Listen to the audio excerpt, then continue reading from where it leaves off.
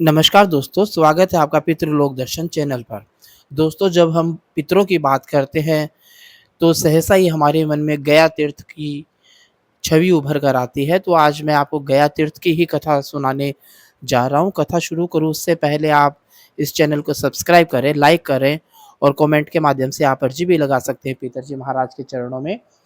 और bell icon को आप ज़रूर प्रेस कर लें ताकि हम रोज़ एक नया वीडियो लेकर आते हैं पितरों से संबंधित, तो उसको देखकर आपकी पितरों से संबंधित जानकारियाँ बढ़ती रहे। तो दोस्तों, आज मैं आपको बताना चाहूँगी कहा कि गया तीर्थ क्या है? पुराणों में गयासुर की कथा का विस्तार से वर्णन हुआ है और गयासुर के नाम से ही इस तीर्थ का नाम गयासुर पड़ा है। प्राचीन काल में गय नामक एक असुर था जो भगवान विष्णु का परम भक्त था। उसने कोलाहल नामक एक पर्वत था जिस पर हजारों वर्षों तक तपस्या की और देवताओं को भी उसने अजय कर लिया। तो उसकी तपस्या को देखकर भगवान विष्णु उसके पास पहुँचे और भगवान विष्णु ने गयासुर से कहा कि तुम वरदान माँगो। तो गयासुर ने कहा कि आप मेरी जो देह है, मेरा जो शरीर है उसको देवताओं, ऋषियों और मुनियों से भी अधिक पवित्र कर दो, ऐसा मैं वरदान चाह रहा हूँ। तो भगवान विष्णु ने कहा कि तथास्तु। अब उस वरदान के प्रभाव से क्या हुआ कि गयासुर को जो भी देखता और जो भी उसको छूता वह सीधा स्वर्ग में जाता। तो ब्रह्मा जी ये सोचने लगे कि ये तो गड़बड़ हो गई।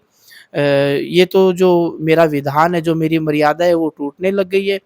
तो भगवान विष्णु से ब्रह्मा जी ने कहा कि आपने ये वरदान देके आपने थोड़ा मामला गड़बड़ कर दिया है। तो सभी देवता और भी जो लोग थे वो ब्रह्मा जी के पास पहुँचे कि आप इस समस्या से आप हमें छुटकारा दिलवाएँ। तो ब्रह्मा जी गयासुर के पास गए और उनको दर्शन दिया। तो गयासुर ने कहा कि आपके दर्शन पाकर मैं बहुत प्रसन्न हूँ, मेरा जीवन सफल हो गया, आप मेरे अतिथि बने हैं, आप यह मेरे लिए बहुत सौभाग्य की बात है, आप अपने आने का प्रयोजन बताएँ। तो ब्रह्मा जी ने कहा कि हे महाभाग गयासुर, समस्त पृथ्वी में भ्रमण करने के बाद मैंने जिन-जिन तीर्थों को देखा, वो तुम्हारी देह से ज़्यादा पवित्र नहीं है और मुझे कोई यज्ञ करना है, तो तुम्हारी देह के समान कोई पवित्रतम स्थान मुझे मिला नहीं। तो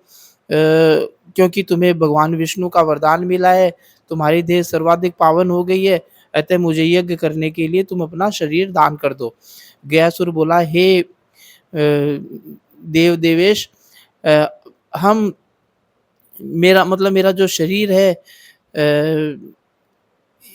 इसकी आप मुझसे कामना करें तो ये तो मेरे लिए अहोभाग्य है। आप जब चाहे, जैसे चाहे मेरे शरीर को आप उपयोग कर सकते हैं क्योंकि मेरे शरीर की रचना तो आपने ही की है। ये कहते हुए गयासुर सहर्ष अपनी देह समर्पित करने लग गया। विराट शरीर वाला गयासुर ने अपना जो सर है वो तो दक्षिण की ओर और पैर है वो अ, नीचे रख के और भूमि पर सो गया। उसने अपना जो सर था वो दक्षिण की ओर कर लिया। ब्रह्मा जी ने यज्ञ की सारी सामग्री तैयार की और उसकी देह पर अनुष्ठान करने लगे, किंतु गया जो सुर था उसका शरीर हिलने लग गया। तो ब्रह्मा जी ने धर्म से कहकर पवित्र धर्मशिला उसके शरीर पर रखवाई, फिर भी शरीर हिलता रहा। तब ब्रह्मा जी ने देवताओं को अपनी अभिष्ट सिद्धि न होते देख भगवान विष्णु का आह्वान किया। गदाधर भगवान विष्णु अपने लोक से तत्क्षण वहाँ पहुँच गए और उसके जो शरीर था उसके ऊपर उसने जो विष्णु भगवान थे उन्होंने अपनी गदा से उसके शरीर को स्थिर कर दिया। उस समय गयासुर वरदान माँगते हुए कहने लगा कि जब तक पृथ्वी, सूर्य, चंद्रमा, तारे आदि रहे, तब तक ब्रह्मा, विष्णु, महेश्वर आदि सभी देवता इस तीर्थ स्थल पर निवास करें। यह तीर्थ उसके नाम से प्रसिद्ध हो गया। सभी तीर्थ भी वहाँ पर निवास करने लगे। सभी देव व्यक्त तथा अव्यक्त रूप से यहाँ विद्यमान रहें, ऐसा उसने गयासुर ने भगवान विष्णु से कहा। यहाँ किए गए श्राद्ध और पिंडदान से पितरों का तो उद्धार होता ही है, साथ ही साथ श्राद्ध करता होता है उसका भी कल्याण होता है। गयासुर का वचन सुनकर भगवान विष्णु देवताओं ने कहा तुमने जो माँगा है वह सब तुम्हें निश्चित रूप से मिलेगा। गय नामक असुर की पूरी देह जो लगभग 10 मील विस्तृत है, परम पवित्र है, उस पर कहीं भी पिंडदान करने से पितृ प्रेत योनि तथा नरक से छूटकर अक्षय तृप्ति की प्राप्ति करते हैं। तभी से गया तीर्थ देव तीर्थ तथा पितृ तीर्थ के रूप में विख्यात हुआ।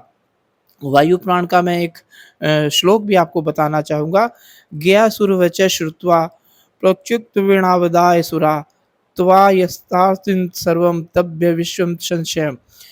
तो यह कथा आपको कैसी लगी? आप इस अंक के माध्यम से यह जान पाए होंगे कि जो गया तीर्थ है उसका नाम गया क्यों पड़ा और इसके पीछे क्या धार्मिक जो कथा है वह है। आप इस चैनल को सब्सक्राइब करें, लाइक करें और कमेंट के माध्यम से आप हमें बताएं और इस चैनल को सब्सक्राइब करें। जय हो पितरजी महाराज की।